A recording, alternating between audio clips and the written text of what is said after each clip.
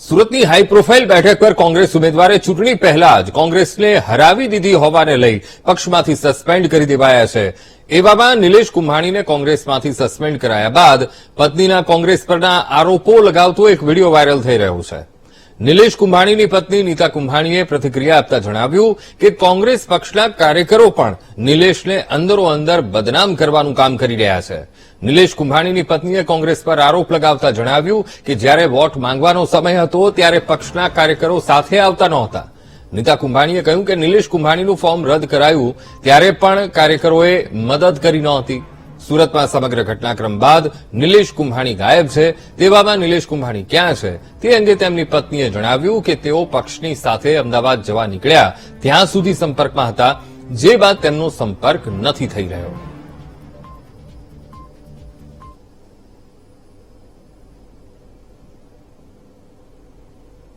લોકો તો કોઈ બી વાતો કરે, પણ શું નિલેશ કુંભાણીએ પોતે કીધું છે કે હું બીજેપીમાં જોડાઈ રહ્યો છું?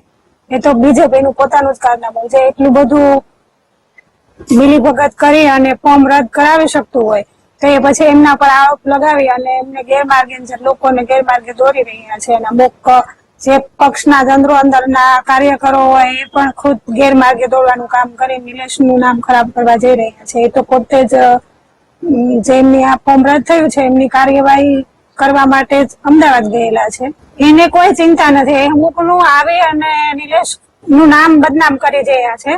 અત્યારે એમને જયારે વોટ માંગવાનો હતો ત્યારે પક્ષ તરફથી વોટ માંગવા એ કાર્યકર્તાઓ કોઈ આગળ નહોતા આવ્યા, અને અત્યારે જયારે ઉમેદવારને ખુદ એની જરૂર છે કે કઈ રીતે આ રદ થયું છે ફોર્મ, તો આપણે ઉમેદવારની સાથે રહીને બધી કમિશનર ઓફિસમાં અને જે કલેક્ટર ઓફિસ હતી ત્યાં તેમને જવું જોઈએ, એને બદલે ત્યાં કોઈ સાથે ન રહ્યા અને અત્યારે અહીંયા આવીને ઘરે આવીને પરિવારને બદનામ કરે છે અને ખોટે ખોટું નિલેશ કુંભાણીનું નામ જ ખરાબ કરવાનો એનો ઈરાદો છે।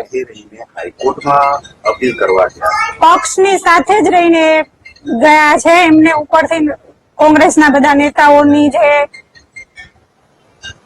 ઓર્ડર થતા હોય એ પ્રમાણે કામ કરતા હોય, અને એ જયારે અહીંથી અપીલ કરવા ઘરેથી કાલે સવારે નીકળ્યા ને ત્યાર પછી અને અમે પરિવારના સદસ્યો જયારે ઘરની બહાર કામ માટે ગયેલા હતા ત્યારે પાછળથી આવી અને અમુક કાર્યકરો કે બીજેપી ના કાર્યકરો હોય કે એમનું કાવતરું હોય કે પછી અંદર જે રોષે ભરાયેલા કોંગ્રેસના કાર્યકરો હોય એમનું કામ હોય કે જે હોય તે જે એ લોકો બી વેચાઈ ગયેલા હોય, જે અવડું મોટું પ્લાન કર્યું છે કે ઉમેદવારી પત્ર રદ કર્યું છે તો પછી અત્યારે બી એ આ બધું કરી રહ્યા છે અને નિલેશનું નામ ખરાબ કરી રહ્યા છે। એવું કોઈ છે જ નહીં।